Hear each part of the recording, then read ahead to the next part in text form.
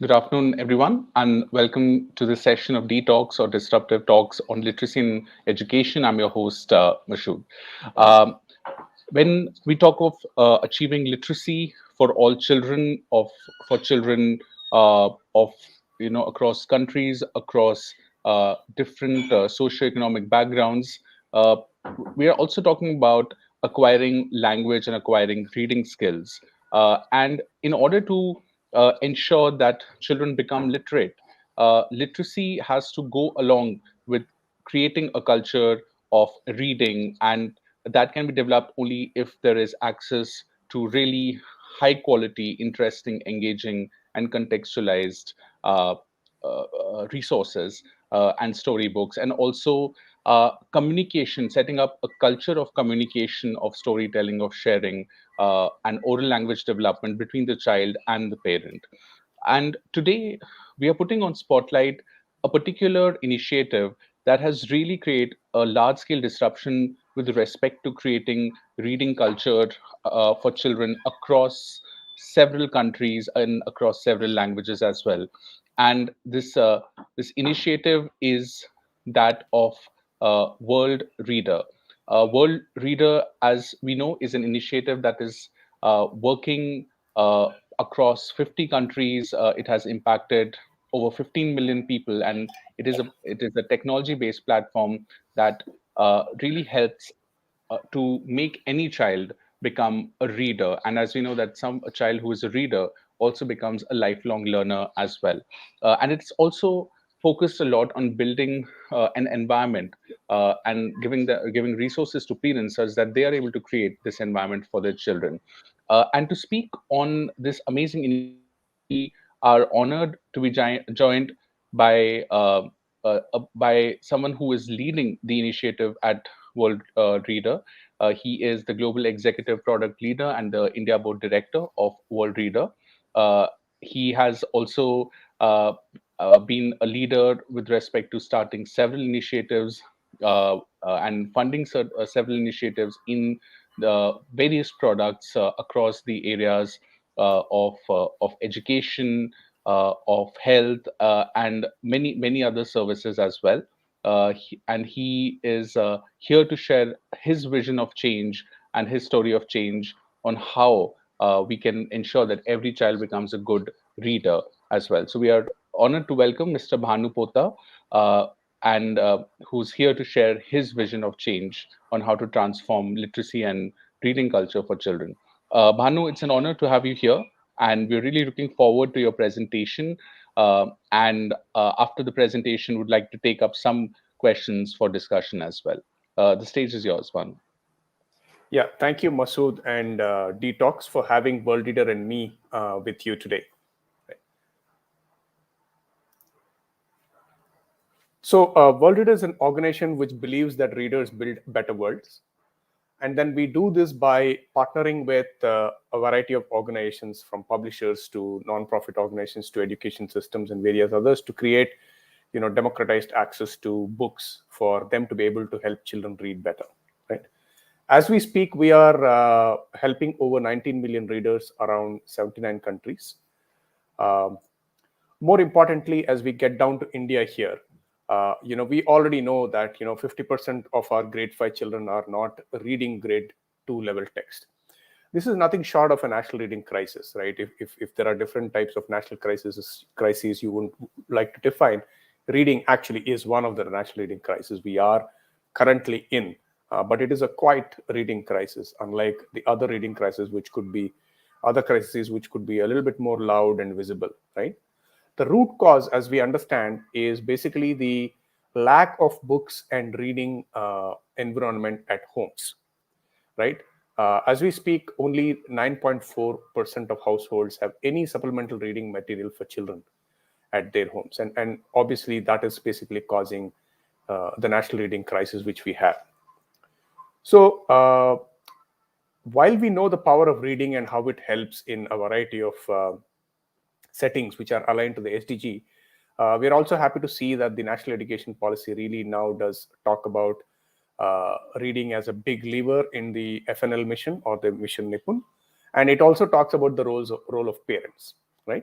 So these are encouraging steps for us as we go forward, but we need to look at what are the tool sets which we need to work on these aspirations. So as Worldreader, we work and support reading across homes, daycares, and schools. So wherever there is a child, in whatever life role the child is playing, as a child at home, as a toddler in the daycare, or as a early learner in the primary schools, we support reading in any of these three contexts.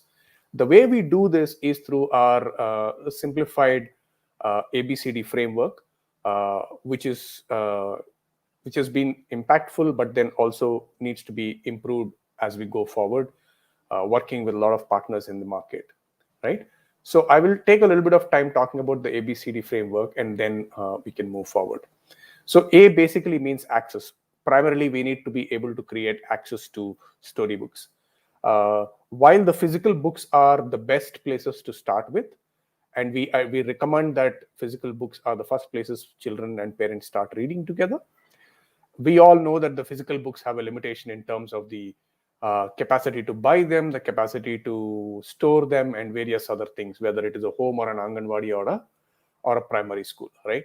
So we intervene by creating access to digital books, hundreds of digital books for parents and teachers and caregivers to be able to use with young children, right? And we've built our reading platform and reading apps in a way that they are low on internet consumption. They consume less internet to work. They allow offline reading wherever possible. So a parent could download a book and keep reading it without having to spend any internet. We also ensure that the reading platform works across any type of mobile phone. So not just smartphones, but also feature phones, and as low as the 1,000 rupee Geo phone, right? And we do this by creating a lot of partnerships with various OEM and manufacturers and other such players like telecoms to be able to create widespread access to digital books. Now, putting books there alone and almost sort of throwing a ton of books at a reader is really not going to be helpful as well. So readers need inspiration and support in terms of what book to read, when to read, and all of that stuff. So what we basically did was then we curated sets of books working with a variety of publisher partners in the ecosystem. And we made those books book curation to work for various objectives like school readiness, literacy development, social emotional learning, language proficiency, and cognitive skills development. And then these books are wrapped around with various home activities, which the children and the parents could do together. And in the classroom settings, we have developed various work plans and lesson plans for the teachers and the Anganwadi workers to use with their children as students. Once you get access and once you have books or well-curated books, what is the next important thing is inspiration and guidance about how to read and what to read, right? So as we talked about the reading activities, they're a good kickstarter on how continuous engagement can happen. But we also help parents and teachers with a lot of reading tips, like what you should do when reading a book, how you should ask a question, how you should allow the child to respond, how we should encourage the child to read along with you or say words along with you. So there are a variety of capacity building reading tips and reading reminders. We will talk about reading reminders as we go a few minutes down the line. And then kind of gamifying the whole thing and kind of throwing out reading challenges from time to time to encourage both parents and teachers and children to continue to read. And last but not the least is D, which is data. When you distribute 1,000 physical books, we can be happy that we've distributed 1,000 physical books, but we don't have a mechanism of knowing what is happening with these 1,000 books, right? But when we put 1,000 digital books outside, right, whenever somebody is interacting with the books, data footprints are being created, and we have built an enormous amount of insights and analysis system, which basically allows us to understand the amount of reading time which is being spent. Are they reading at benchmarks? Which books are being read? Which books are being read to completion? Which books are being read only to partial stage? And what seems to be the popular content among various grade levels, right? Along with this, we are in the process of building out how we can connect this reading data and layer it up with some kind of gamified assessments which will help us understand reading speeds, vocabulary which is improving the child, and more importantly vocabulary with comprehension, right? So as we look at our ABCD framework is in deployment in various scenarios and contexts around India. I'm just using India as a context here, but we are operating in, like I said, many countries, right? So you can see the stuff in action in Anganwadis and primary schools in urban slums in Delhi. So here in the first two images, you actually see an Anganwadi worker or a primary teacher there. In the Anganwadi picture, the children are sitting on the floor and the teacher is basically doing a point and read activity with them. On the primary school scenario, in the second picture, you actually see the teacher is putting up the story on the board there, and the children and the teacher are actually doing a role play of the characters, right? So they are reading, they're not only reading, but they're understanding characters, they're understanding constructs of sentences and vocabularies, and they're actually using their understanding to communicate out their role in terms of a character, but that then leads into communication in terms of spoken expertise and all of that stuff. The same program is also in implementation in rural night schools in Rajasthan. You see the third picture there.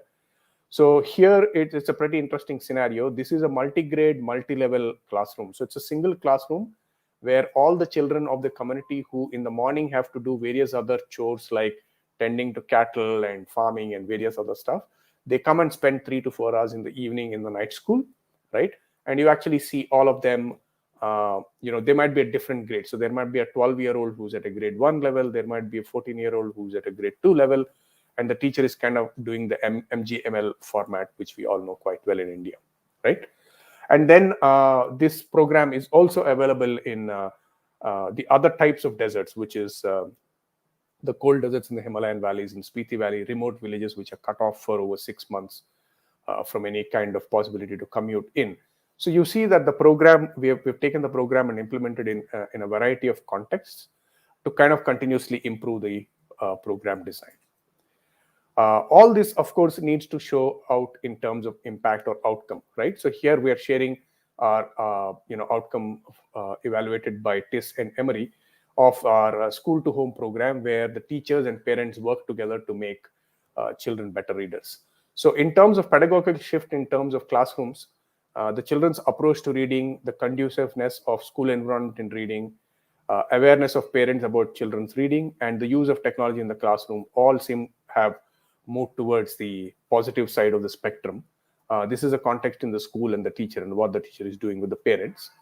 And as we go forward, we see here that the children also have demonstrated a very clear vocabulary with comprehension development, almost like a 3-point enhancement compared to the schools which do not have this program in place, or the Anganwadis which do not have this program in place. And then most importantly, the home environment. So once the parents are in the program, how things are changing at the home, right? So you can see the light blue is the control group, and the slightly darker blue is the program cohort. So more children are reading books, more parents are reading to children, more reading material is coming into houses. Newspapers also are now starting to come into the houses, right? So it's an interesting scenario where we look at what's happening in the school, what's happening with the child, and what's also happening with the parent or in the household. Now, here is a classic example of why the ABC framework, right? So A basically creates apps or distribution of digital access and provides them, and A and B does that, right? So you see here in the first part of the image where there is this mother called Disha, her username is Disha29. She was onboarded into the program in October, and she had access to books, and she started searching and using them quite interested in the initial stage, and then things drop off, right? What we then did with her was, because we have access to what is happening with the users, we then can identify these kind of users and kind of pool them into parent behavior change interventions. And in February, she was put through a support system by her child's teacher, as to why reading and how to do it and how to timetable it and how to manage it at home. And then you can see from February that how her behavior on reading has changed. So all those bubbles there are the different stories she has read, which you can see on the extreme right of the column. The power of data is that you're able to see what is really happening. And then maybe for the first time, we are able to see what is working and what is not working, and then enable teachers and caregivers and Anganwadi workers to intervene with the parents better. As the pandemic hit, a lot of work which we do in the schools and Anganwadis has stopped, and then we had to resort to remote mechanisms. And in this pandemic situation, we've actually helped 1.4 million homes continue to read to their children at home. The way we did that was through home reading drives. Typically, WhatsApp was the main mechanism of communication here, where the teachers were basically sending out book of the week announcements on Friday, reminders on Monday and Wednesday, and Worldreader and various partner NGOs work with different schools, and then the teachers then send those things to the parents, sort of like a cascading environment. What happens here is a visual example of, so here are these creative cards which come in WhatsApp to the parents based on whether they are in a public school or whichever type of school they are on. And each of the book is accompanied with an audio pitch, which is basically a pitch to the parents as to why this story is important to be read to the child, right? And here we see the evidence of what kind of work is happening at home, and parents sending back photos of the work which the children have done to the teachers. You also see on the extreme left in the bottom, some of the teachers have actually even evaluated that work on the phone and sent those pictures back to the parents, right? So just to remind everybody, Worldreader works in every place where a young child is and works on trying to encourage them to be better readers. So we are here to help any organization which is interested in making reading happen and literacy with comprehension happen in their projects, and we're able to embed with our assets into their programming. Over to you, Masood.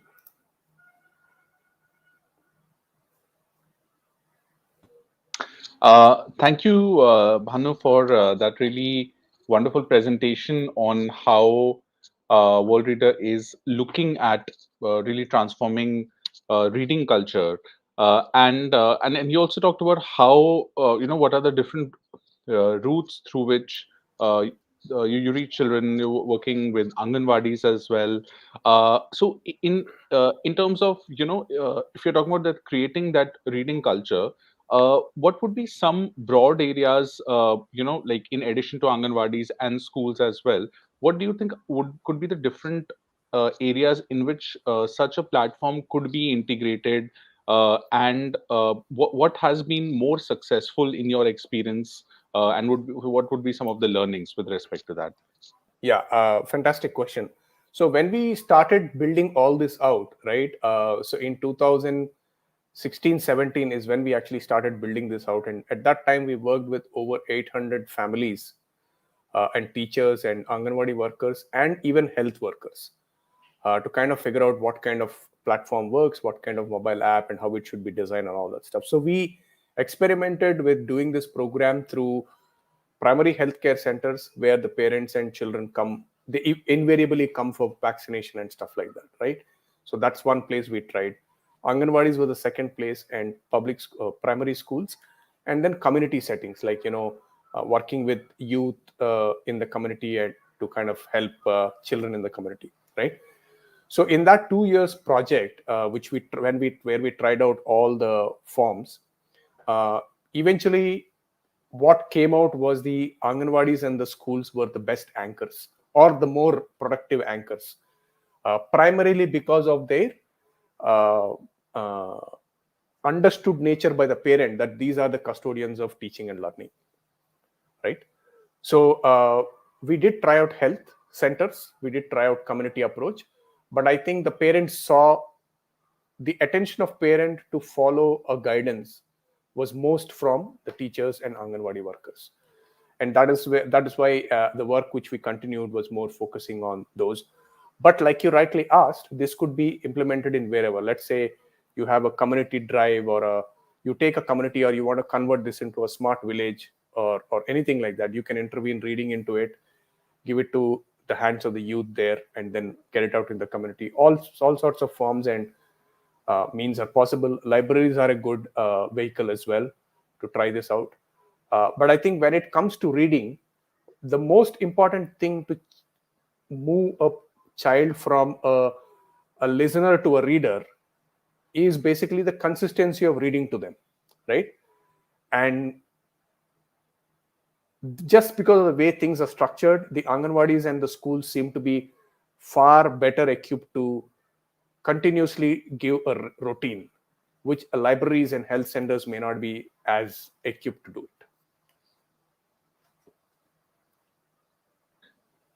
Right. Thank you for answering your that question, Manwan. I think this of course is a challenge with respect to making reading habitual, making it part of the routine, and like you said, the schools might be slightly better equipped to do it. And another important point which you mentioned was that the child's home learning environment is so crucial for language acquisition, and many of the communities I think where Worldreader is working in is under resourced, and the parents might be busy, they might be working on a daily wage, some of them might actually not have had the opportunity to go a long way with respect to their own education, and their own literacy and reading might have been challenged in this difficult circumstances. How is a world reader trying to kind of overcome this, and how is the technology aspect integrating in these low literacy environments at home, and if you'd like to share some success stories on that. Yeah, fantastic question. I will answer this in two layers. One on the technology part later. One on why and how we are working with these people, right? So when we were looking at how reading can be mainstream, right? I think the the most powerful vehicle to engage a child is a story.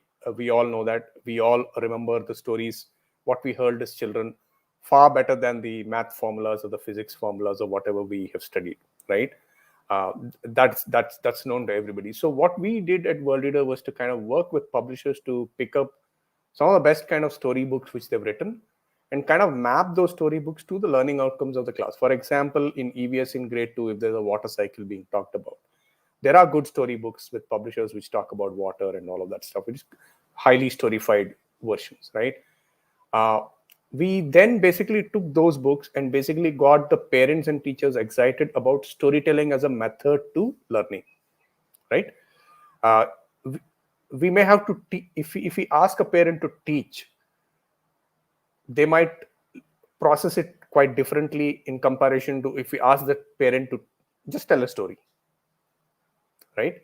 So we used stories as a vehicle and storytelling as a vehicle to be able to get parents to get excited and feel not threatened that I'm being asked to teach, I don't know anything myself, right? But almost every parent can cook up a story, tell a story to a child, whether they are literate or illiterate, right? So that is the main vehicle which we are using, and we find that that's quite captivating. And what we do to make that happen is that we train the teachers and the Anganwadi workers to be able to train the parents how to do storytelling at home, right? And on a monthly and weekly basis, they get the parents together to talk about how to read a story, how to talk about a story, and stuff like that. We do have scenarios where there are illiterate parents as well. We know that with the young children, it is majorly the mother who is the custodian. Of course, we do see a lot of fathers involving in the project primarily because it's on a mobile phone, and generally the phone is with the father, or it has to happen when the father is back at home in the evening and stuff like that. Uh, we also started adding a lot of wordless books into the mix. So there are scenarios where you could just look at the pictures and tell a story. You can develop a story by yourself. So the parents are trained to do that as well, right? So the vehicle of stories, storytelling, and the emotional, return on investment of the time when you're narrating a story as a mother or a father to the child, are the main anchors from a parent's point of view, right? And when it comes to technology, I mean, of course, we do understand that not everybody has all kind of technology affordances across the pyramid, but significantly looking at the last few quarters, I think if you look at India, I think we are the most deeply penetrated country in terms of mobile internet, at least. Uh, while there will still be some set of households which may not have that, but a large portion of people do have that. And our attempt is to kind of try and see if that connectivity could become a mainstreaming vehicle for this. Right. Thank you. Thank you for sharing your thoughts, Bhanu. Uh, uh, it's also quite phenomenal, the large variety of stories which are there on the platform as well. And there's so many different titles on the platform, and even internationally, the expanse of your program is very large, and a lot of variety of content. Could you share a bit more as to what goes behind curating such a large variety of content? How do you manage to convince the publishers to make it available at at nearly free of cost to the learners? And how does the whole curation process happen, if you like to share that? Yeah, okay, let's just start with the publishers first and come to the curation process. So I mean, as you look at the publishing industry, right, uh, if you look at from the top of the pyramid, there is a certain set of people who will purchase books and consume books. And after a point in time, there the publishing sector needs new audience if they have to increase their body of work which they do in the market, right? That basically again hinges on the fact that there needs to be literacy first before publishers can grow their market. So there is a future focused alignment with what we do with what the publishers need, in terms of, if I am as a publisher looking at how do I grow my market, I cannot grow a market significantly better unless literacy levels increase significantly better, right? So there is that kind of longitudinal connect, number one. Number two, um, we help publishers think about digital by working with us, right? So across the past 7 to 8 years, we've actually helped tons of publishers, maybe a few hundreds of publishers, start thinking digital, go beyond physical books, how to publish in various different places. So we digitize their books, we use in the social programs, but then we give the digital copies back to them to say, okay, you now can put it in Amazon, you can put it XYZ, and create second, third, fourth of revenue cycles and sustainability cycles for you. So while we are focused on reading as an outcome, one of the sector we actually significantly impact is also the publishing sector, and kind of getting them to be more digital, think more digital, and work on how they should imagine as a 21st century publisher for themselves, right? Now, when it comes to the curation process, we are a little bit focused on the three elements. One is the learning outcomes at grade level or age level, which is required in terms of reading and vocabulary and comprehension. Number two, the social emotional learning capacity at the grade levels. And number three, can the stories actually trigger play and activity based learning, right? So when we curate books, we look for these three alignment areas, right? So let's say when somebody's curating books, let us say for Syrian refugees who are sitting in Jordan, and we're talking about grades 1 to 5, right? So we look at what are the learning outcomes, what are the age mapping requirement for SEL and all these things, and then we go back to the publishing sector and actually sort of almost cherry pick books, right? So that is an enormous process which happens, and that is where the power of the collection comes in, right?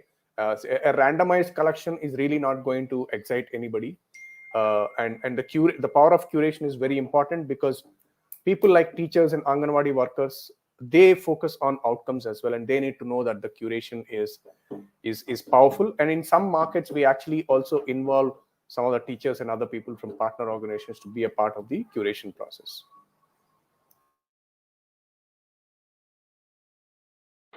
Right. Uh, uh, Thanks for sharing that, Bhanu. And another important point which you have talked about is the presentation, the data which is used in the platform, and how that informs a better user experience and better making the experience and the content more meaningful as well for the users.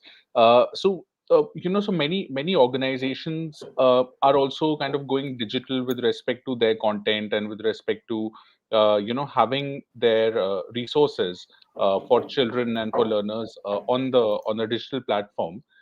In this context, could you share a bit more about how the data insights which come from the users on the platform, how are they analyzed and how are they used to kind of move towards the next actions, in terms of improving the experience of the user? If you like to share, and such that other organizations or you going digital can also learn from the experience of Worldreader. Yeah, I think there are two layers of experience management here, digitally speaking. One is to look at when they come to your app or your interface, is it self-directing? Like, the moment you look at it, does the user know what is expected out of them, right? Designing for you and me is quite different from designing to a semi-literate mother or an illiterate mother. And when they look at the screen, almost like sort of traffic signals, would it make sense? That kind of human-centered design is one layer of getting the experience right. And there we use a lot of data. We look at navigation paths, what's happening, what are they clicking after this, what do they do, after this, what do they do, where they seem to get stuck. We look at all of that data to continuously improve the journey part of it, right? Now, coming to the books, the data, like I spoke about, gives a lot of information about the time spent reading, number of times the book is being read, number of times the same child is reading the book. Is the book being completed, or is the book not being completed, or is there a particular section of the book where most drop-offs of the readers seem to be happening? All of that kind of data, I don't think even Amazon provides to the publishers, right? And we look at the data from three angles. One, we use the data to work with teachers and Anganwadi workers and other people who are in the program implementation to understand, okay, what's happening? Are the books working, or some of the books not working, and we have to rotate them? Actually, the reader is the best judge whether the book is great or not, right? I mean, anybody can say whatever, right? But the data then represents the user's actions, right? So we look at that. We constantly prune out books which are not working too well. We keep adding books, and as we add books, we have an initial phase of observation. We look at how it is doing, all of that stuff. But we also then share this data back to willing publishers who want to understand what's really happening with their books, right?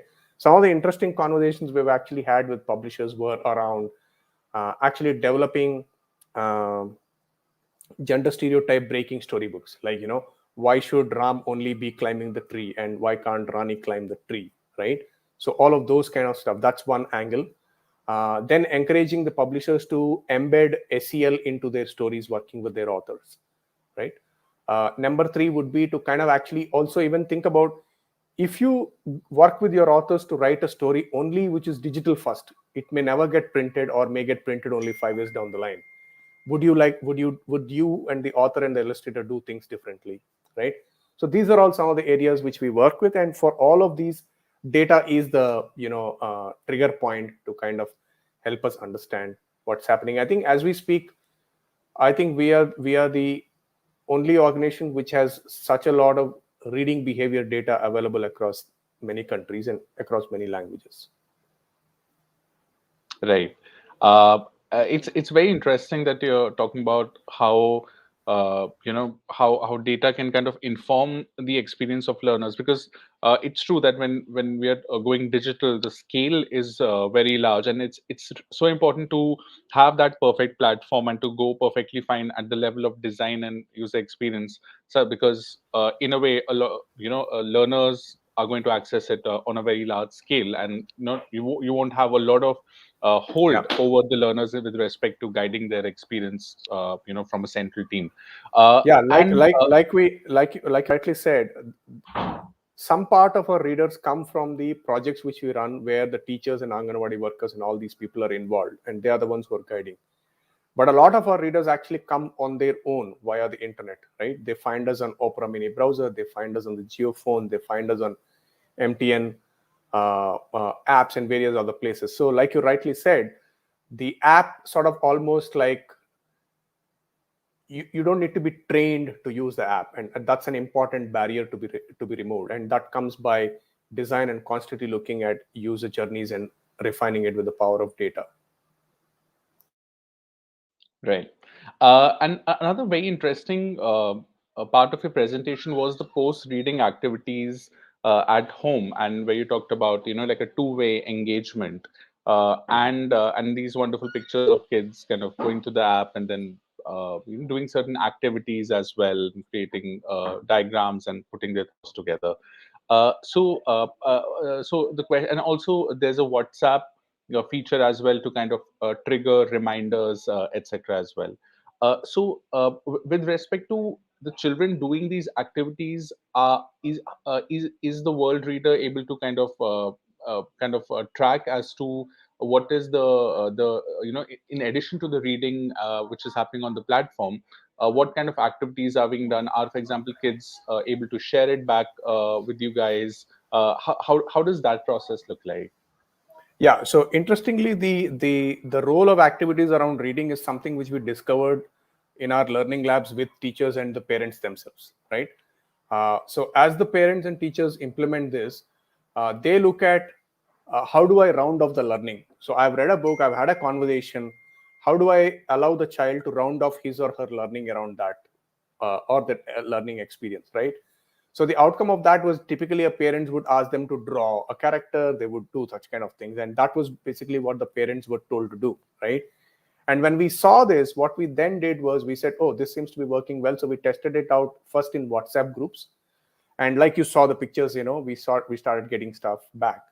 So once we proved, or once we learned that this is something which is working at a user end, and the users are innovating on this process themselves, we then took these activities idea back into the main platform, and then we started looking at selecting certain books which are important books, or books which have been doing well for grade level and age level, and we started working with teachers to create home activities on the books. And then on the platform itself, now they can see if there's a book called Red Umbrella or Lal Chhatri, and that book has 4 activities attached to it. To one to do before reading, what 2 or 3 to do after reading, right? So the ones on the platform, the parent or teacher can self-report that they have completed the activities.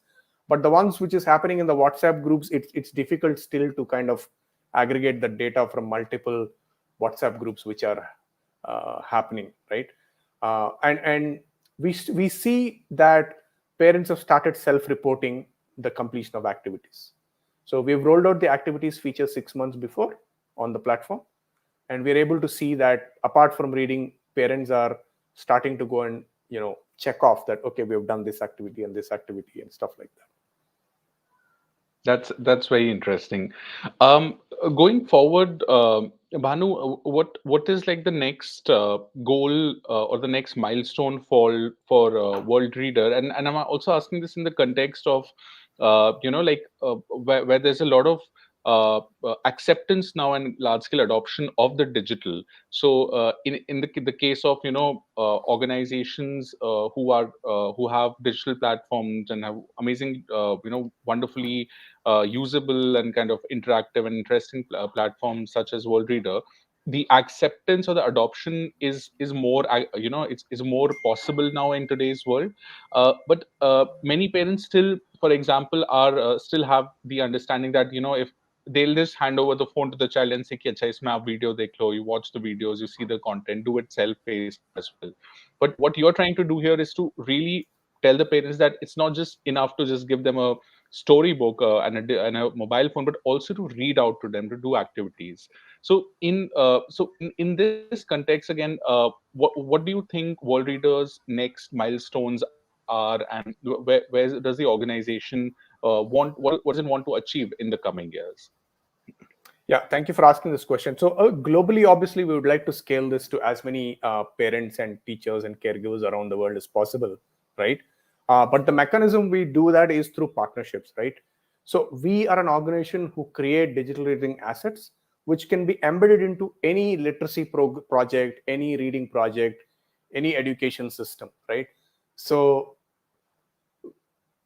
our next target is really to partner and basically take it out to large number of audience. And when you look at a lot of reading programs and other stuff, it's a good match, because if you're rolling a reading program, or if you're rolling an education program, reading is a central part of it. and everybody would need books to be able to do reading. So partners do not need to worry about all of that stuff. They can just partner and plug and play. The idea is basically plug and play. Think about us as a reading with comprehension API into any development project. So you can just take this. If you're running with 10 schools and trying to do a project, you can just plug this in for the 10 schools. If a whole district is doing, or if a whole state or even a whole country is doing, you can plug this in and take it out. That's the model with which we would like to journey forward. Coming to your question of looking at specific goals, I think one important aspect to keep in mind is to change the role of a parent. Right, a parent is really not a standby observer. Irrespective of their literacy status, they can contribute to the child's learning. Merely by looking at what is there in the picture and asking some questions about what is this character doing and what is happening here opens up a lot of cognitive activity in the child's mind, right? So that is a big task which is there not only on Worldreader but collectively on everybody who's working in the education space. And of course the NEP does talk about changing the role of the parent, and changing the capacity of the teachers to be able to get parents involved, right? So that's a big area of work which we look at as we go forward. On that note, Bhanu, we would like to thank you for joining us here on Detox. Your presentation has really helped us understand about uh, how this whole push on digital and digital reading is not just about putting mobile phones and digital content in the hands of learners, but it's really to kind of change the game about how about how technology is used and how the relationship between the learner and his or her parents, his or her community, and his or her teachers are also kind of evolve. And it's quite amazing how you have been able to get some of some very good books and content from big publishers into this platform and make it available for every last child for free of cost as well. So truly wonderful to learn about this initiative, and I hope that all those who will be watching this video as well are able to go and explore Worldreader and use this in whatever initiative they're doing. Even organizations that might not exactly be working on reading or literacy, but are working with children, can kind of integrate it in their particular programs as well. And it surely promises to be a great asset, this particular platform. So once again, Mr. Bhanu Potta, thank you for joining us here on Detox. Thank you for sharing your stories of change and the vision of Worldreader with our audience. Thank you, Masood and Detox. Thanks for having Worldreader and me with you today.